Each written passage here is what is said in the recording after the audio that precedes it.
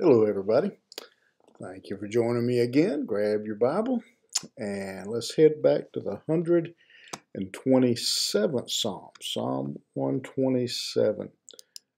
And we're looking at a great, timely psalm that stresses the importance of including God in the building of your home, of your life, and never probably more appropriate time in our history for this psalm than today.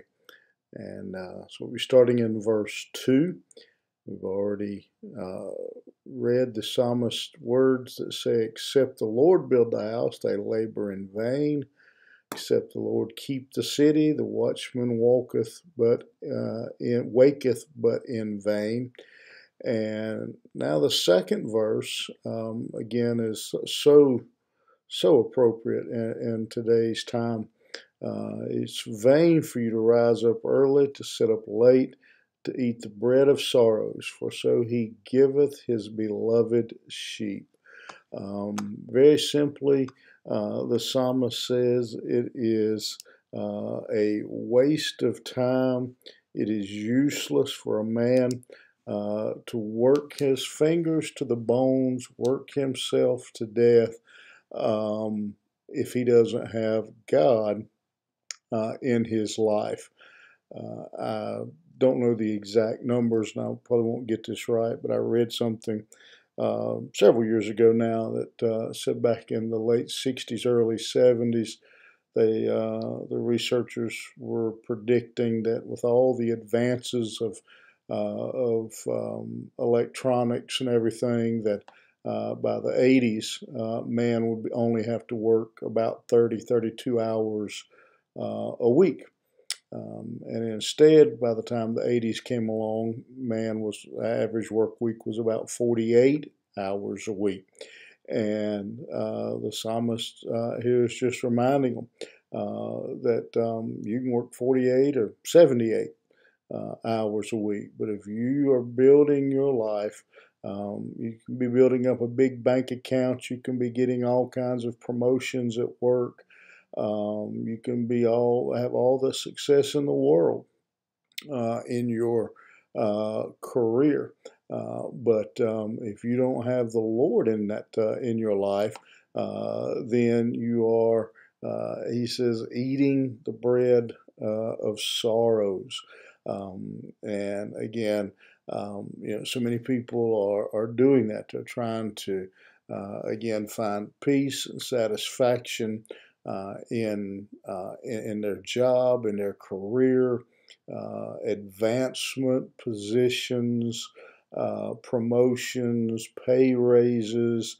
But just like the previous verse that says building a house without God is in vain, so is working long hours and trying to build a career without God.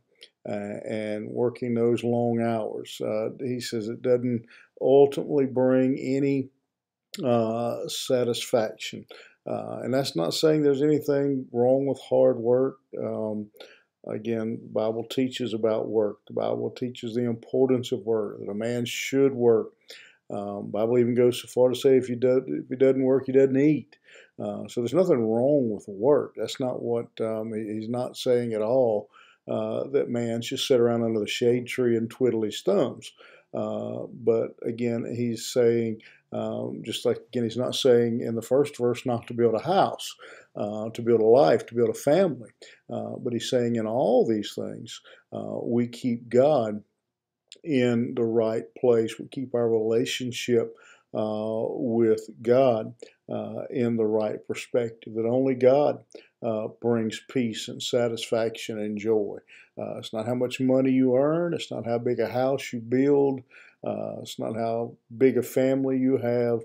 But the only real peace, is the old song. The only real peace is in God himself. And today, so many are seeking their satisfaction, their purpose, and their meaning comes from the work they have, the money they're able to earn. And they work 6 7 days a week, and again their job, their career, or their business, if they're a business owner, is their number one priority, and they think, if I can just get that job or that title, if I can just get this much money in the bank, then I'm going to be happy. I'll be a success. But and we've all seen this over and over again. They get that job, they get that title, and then somebody moves the carrot. It's just a little. Then I got to get this job, and they just keep going and going. It never really brings the peace and the joy that they're looking for. They're just working to add up more money, more stuff in this life. If I can just earn enough money to have that car or live in that neighborhood, then I'm going to be satisfied and I'll be happy. And they just continue to work. But what the psalmist is reminding us is that peace, joy, satisfaction, contentment is only found in the Lord. And again, let me say again, the Bible in numerous places commands us, doesn't give us enough, commands us to work and to work hard. But that's not where we find our peace and joy. That's not where we find our satisfaction. Our joy and our peace comes in our relationship with the Lord. Because no matter how hard you work, you'll find somebody's out there working harder than you. Somebody's out there making more than you. Someday you're not going to be able to work like that. The only thing you're going to have left is your relationship with God. And as we wrap up today, that'd be my encouragement to all of us, that every one of us would back up and take an inventory and look at what we're working hardest on. Are we working the hardest on our relationship with God? Are we working hard on our walk with Jesus? What if we put some of that energy into our spiritual well-being? Because when it's all said and done, as somebody said, you've never seen a hearse pulling a U-Haul. Work's great. Everybody ought to work. I hope you have a job you enjoy.